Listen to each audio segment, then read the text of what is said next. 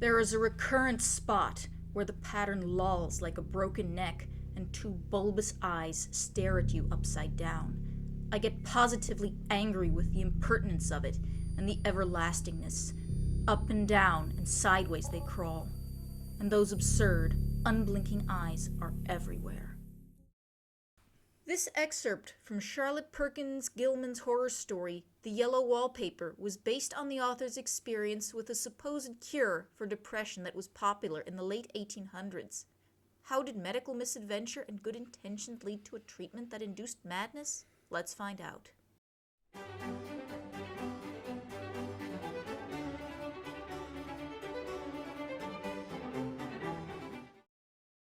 In the mid to late 1800s, science had made major leaps into the understanding of psychology, neurology, and the cause of diseases. Many hypotheses were created to explain why someone might come down with intense fatigue of body and spirit, even though they showed no outward signs of disease. A major new term was neurasthenia, which is defined as a condition characterized by chronic fatigue, physical and mental exhaustion, and other symptoms. Though now mostly defunct, it was quite popular as a diagnosis 150 years ago. Neurologist Silas Weir Mitchell attributed neurasthenia and other ailments to what he called nerve weakness and began working on a treatment. During the 1860s and 70s, he would develop something called the rest cure. This method assumed that the best way for a patient to recover was through minimal action, physical or mental, combined with a calorie-rich diet. The rest cure involved strict bed rest. Patients were confined to bed for weeks or even months, forbidden from engaging in physical or mental activity. Isolation. Patients were separated from family, friends, and intellectual stimulation. Overfeeding. A diet rich in milk, butter, and meat to build strength. Massage and electrotherapy, used to prevent atrophy due to immobility. Complete dependence. Patients were often treated like infants, even hand-fed. While it was originally intended for both men and women, it became primarily prescribed for women due to beliefs about gender roles at the time. While it was created with the best of intentions, the rest cure often turned into a nightmare for those who were forced to endure endless days isolated in bed, strictly forbidden from engaging in any activity that could be considered stimulating.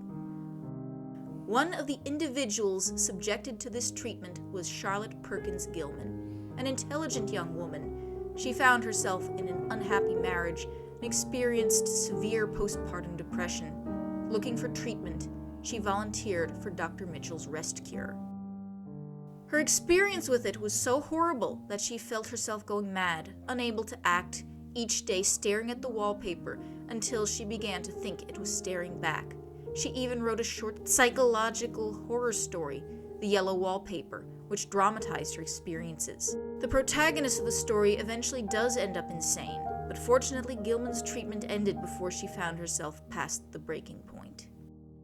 Though it's likely Mitchell heard about Gilman's scathing novella critique, he never publicly acknowledged anything. However, he eventually made changes to his treatment and encouraged greater levels of physical and mental activity for patients. Ultimately, the rest cure became replaced by new and better treatments such as talk therapy and drugs. Charlotte Perkins Gilman's ordeal with the rest cure shows how even well-meaning treatments can backfire spectacularly. Silas Weir Mitchell thought strict rest would heal frayed nerves, but for Gilman it was torture, turning rest into a prison and isolation into despair. Her chilling tale, The Yellow Wallpaper, remains a stark warning. Ignoring a patient's emotional and creative needs can do more harm than whatever originally ailed them. If you love this plunge into the history of science and engineering, hit that like button, subscribe, and ring the bell for more fascinating stories.